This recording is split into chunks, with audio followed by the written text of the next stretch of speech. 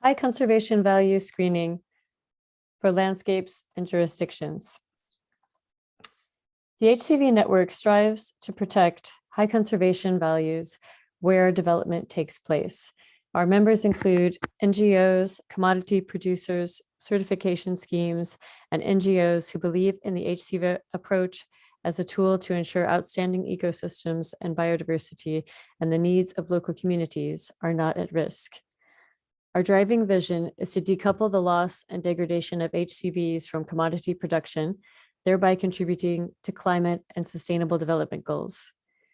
There are 6 categories of HCVs, which include both social and environmental values, ranging from biodiversity, endangered species, large landscapes, rare ecosystems and habitats, ecosystem services, such as the provision of water and protection against floods and fires, community needs, and cultural values.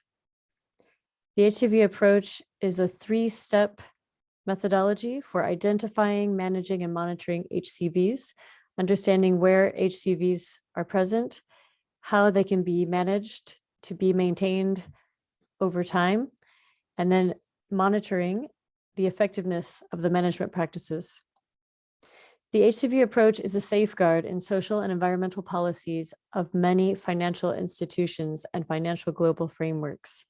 It is also a step towards certification by major voluntary sustainability standards. And in this sense, it began first in certification and was used at the plantation level and the management unit level, and still is, but it is increasingly being scaled up to landscapes and jurisdictions. How can HCV screening help in this sense? HCV screening is a tool for using the HCV approach in landscapes. It can help with land use planning, contribute to sustainable sourcing initiatives, and jurisdictional certification.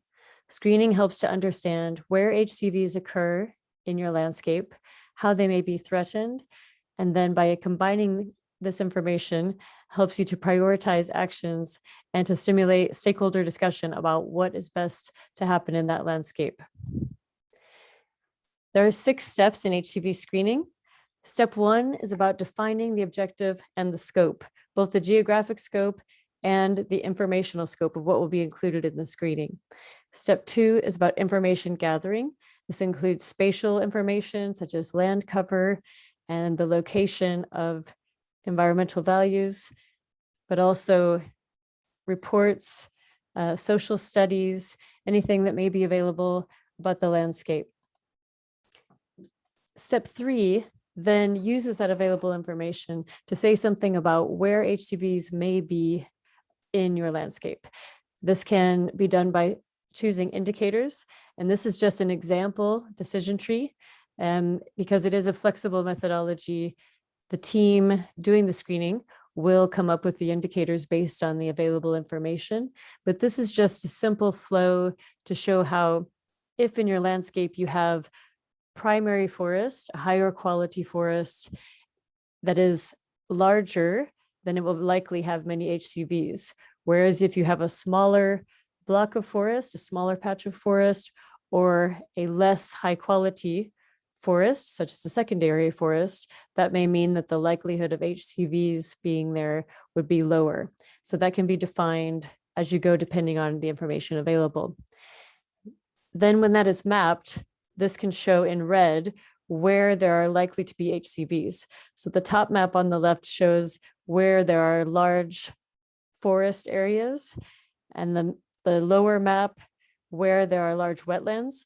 Combining them together just shows where there may be likely in this jurisdiction to be HCV2 or large landscape values. The next step is about the threats. Where are the threats in the landscape? What are they? Can they be shown spatially? And this is an example of land use allocation in a spatial plan. So the red showing the areas that are not protected areas that could be slated for agriculture. So that means HCVs may be more likely to be at risk in those areas compared to, for example, protected areas. Step 5 is about identifying the priorities in the landscape. So combining the probability of HCV presence and the threats to show where HCVs are most at threat in the landscape. And this shows that where there are protected areas, the orange is less of a risk than the red zones where there's a high probability of HCV presence. And those areas are also highly threatened because they could be used for agriculture. Step 6 is about sharing those results, getting feedback. Where are values most at risk in the landscape? Discussing that with the stakeholders through workshops, meetings, and then the final screening report with the maps, with the analysis, and the recommendations. Just a few examples of how HCV screening is being used.